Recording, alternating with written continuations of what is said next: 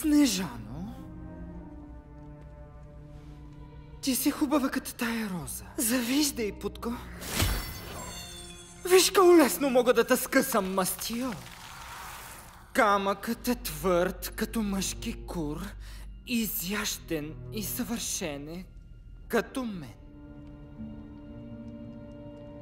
Ще бръкна в газа с острото, ако изчукаш още някой. Ваше курвичество! Пускай ме, бе, мършо! Той мърляч е платил в натура на Снежана за храна от твоя склад. Лъжи като циганин!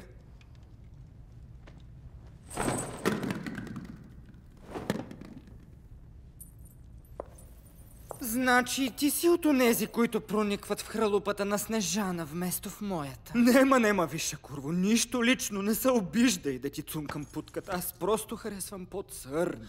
Искам хуят му да бъде отрязан. Не дай така, ма виж как ти харесваше, като ти го слагах. Хвърли го в тъмницата. Аз отивам да взема брадвата. Хайде, стига, ма! Ти пък и ти за едното ебане да резнеш такъв голям тъшак.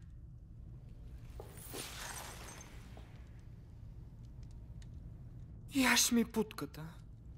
Аз не виждам смисъл да зандосваме такъв голям хуй. Дай да си спретнем една оргия. Оргия? Ох, бабано. Ще видиш, много ще ти хареса.